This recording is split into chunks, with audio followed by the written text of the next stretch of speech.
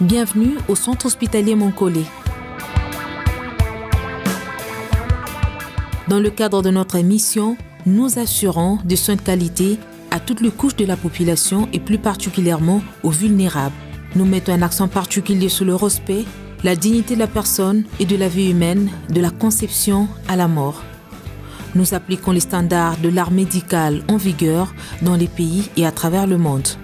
Le Centre hospitalier Moncolé vous amène à la découverte de son nouveau bloc opératoire et à sa nouvelle unité de réanimation.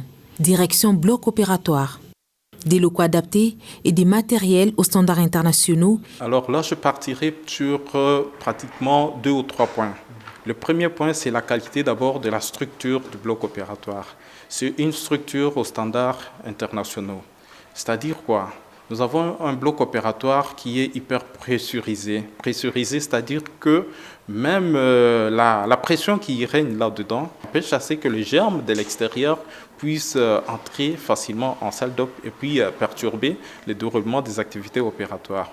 En deuxième lieu, c'est la qualité du matériel que nous avons acquis. La qualité du matériel que nous avons acquis en salle d'op, c'est une qualité qui nous permet de pratiquer toutes les interventions sans aucune exclusion, c'est-à-dire en partant de la neurochirurgie, en partant de la chirurgie cardiovasculaire, en partant de la chirurgie pulmonaire, en partant de la chirurgie digestive, en partant de la chirurgie rénale, en partant de la chirurgie orthopédique. Pratiquement, c'est toute la chirurgie qui peut être pratiquée dans notre structure, dans notre structure hospitalière actuellement. L'excellence professionnelle, l'esprit de service, l'engagement et l'abnégation envers les patients, autant des valeurs qui caractérisent le personnel du Centre hospitalier Moncolé au quotidien. Nous avons aussi un personnel qui a été formé dans la gestion du bloc opératoire, c'est-à-dire la gestion des ressources humaines, la gestion des ressources matérielles et la programmation et le déroulement même des activités. Nous avons pratiquement toutes les spécialités. C'est un bloc opératoire qui est ouvert même à d'autres chirurgiens spécialistes qui pratiquent dans la ville, qui peuvent trouver les conditions très optimales pour leur dévouement ou soit pour leur prestations chirurgicales dans la ville de Kinshasa. Nous avons un personnel qualifié, que ce soit du côté chirurgical, nous avons des chirurgiens spécialistes qui sont dans la maison, qui peuvent accompagner ou soit qui peuvent orienter les chirurgiens visiteurs qui peuvent venir, bien qu'eux-mêmes aussi, ils sont en mesure de réaliser plusieurs interventions.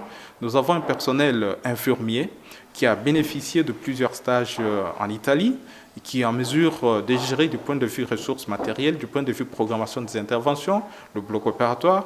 Nous avons aussi un personnel de l'anesthésie. L'anesthésie ici au centre hospitalier Moncolé est pratiquée par les médecins spécialistes. Et actuellement, nous avons ouvert même une porte pour la formation post-universitaire de médecins qui sont en spécialisation d'anesthésie-réanimation, qui sont pratiquement dans notre mur pour leurs stages cliniques et leurs stages théoriques au sein de notre hôpital. Donc, à côté de ces 3 catégories de personnel que j'ai évoquées, il y a aussi des personnels de soins d'hygiène qui sont là, qui rendent les conditions des interventions, qui rendent le bloc opératoire aseptique, c'est-à-dire propre, pour qu'il n'y ait pas des infections post-opératoires. Donc, il y a une limite totale pour qu'on n'ait pas des infections post-opératoires. Cette dimension-là est gérée par le service des bases qui assure le rôle de l'hygiène du bloc opératoire convenablement selon les recommandations internationales.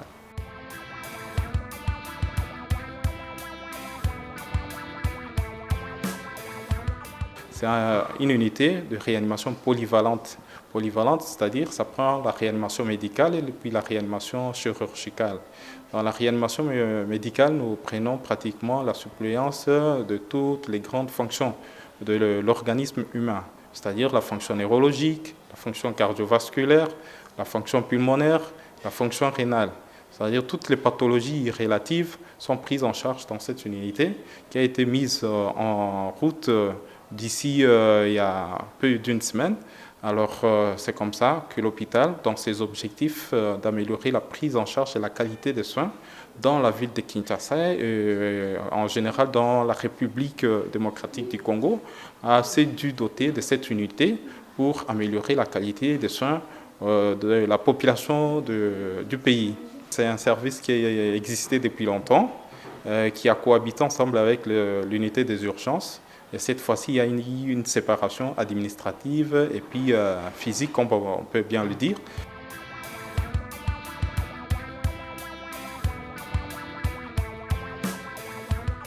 Les innovations, c'est un service qui a existé déjà avant. On avait déjà jeté les jalons de tout ce que vous voyez, notamment la suppléance ventilatoire, la suppléance de la fonction respiratoire qui se pratique ici, la suppléance cardiovasculaire et la prise en charge des pathologies neurovasculaires. Et nous avons une particularité, comme je peux bien vous le dire, c'est la prise en charge de pathologies neurovasculaires, mais sans oublier que d'autres pathologies pulmonaires, les pathologies cardiovasculaires sont aussi prises en charge ici. Alors, à côté de cela, nous avons aussi la capacité de prendre en charge des patients venant du bloc opératoire nécessitant une réanimation chirurgicale, notamment des interventions en neurochirurgie qui nécessitent une prise en charge en réanimation pour une bonne évolution et une bonne sortie aussi de patients. Nous avons aussi des patients qui viennent d'une chirurgie lourde orthopédique et de chirurgie lourde cardio-thoracique. Ce service qui se dote de plus en plus de matériel adéquat pour pallier à toutes les éventualités pouvant survenir dans les suites post-opératoires du patient opéré de grandes chirurgies.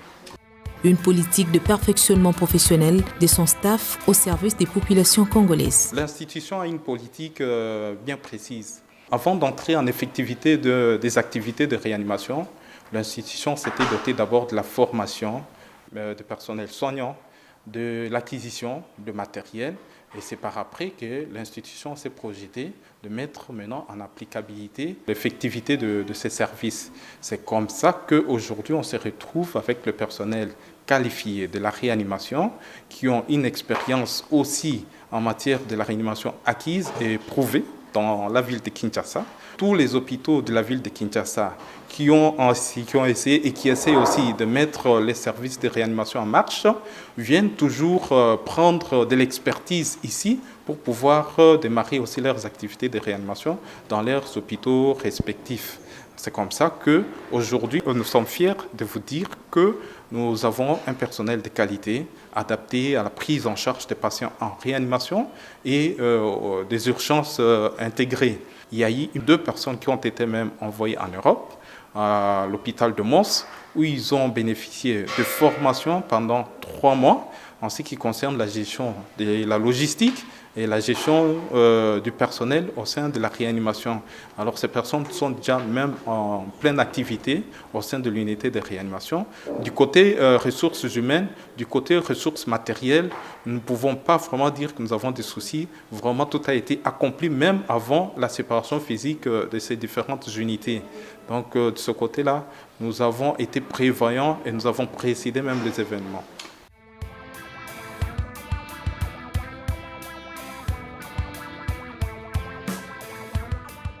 L'hygiène, c'est le socle même de soins de patients. Si on ne met pas l'accent sur l'hygiène, c'est que le soin, tout ce que nous donnons comme soin, c'est pratiquement, on dû construire une maison sur le sable. C'est le socle, la fondation de tout ce que nous faisons comme prise en charge de patients. Parce que nous devrions protéger, comme actuellement, dans le monde entier, les soins doivent être des soins appropriés, des soins de qualité, avec protection du personnel et protection du patient. En ce qui concerne la protection du personnel et protection du patient, c'est-à-dire éviter tout ce qu'il y a comme infection nosocomiale, de pathologies iatrogènes qui peuvent et handicaper et le patient et le personnel. Donc on doit protéger le personnel et le patient par les règles strictes de l'hygiène, éviter à ce que le personnel, même les parents des malades qui viennent peut-être rendre visite à leurs patients, à leurs parents qui sont malades, puissent amener les germes qui peuvent encore contaminer les patients qui sont déjà fragilisés par leur maladie. C'est comme ça qu'on doit vraiment mettre des règles d'hygiène trop strictes pour limiter vraiment l'aggravation des patients qui sont déjà fragilisés par leur maladie. Donc, l'hygiène doit commencer d'abord par le personnel soignant. Le personnel soignant doit observer des règles d'hygiène telles que décrites sur le mur par ces affiches. Et par après, nous étendons ces règles d'hygiène même aux parents des malades qui viennent rendre visite à leurs parents, à leurs enfants qui sont malades ici à l'hôpital. Donc, c'est une règle qui est mondiale, qui vise la protection des patients par une qualité des soins. Toutes ces actions s'inscrivent dans la vision du centre hospitalier Moncollet qui se veut un hôpital accessible pour toutes les populations, offrant une qualité de soins basée sur la culture de l'excellence professionnelle et l'attention humaine aux malades ainsi qu'à leurs familles. Un centre de développement humain et de perfectionnement professionnel pour la population congolaise. Un hôpital intégré et moteur dans le système de santé de la République démocratique du Congo. La considération de la dignité humaine reste la valeur fondamentale du centre hospitalier Moncollet.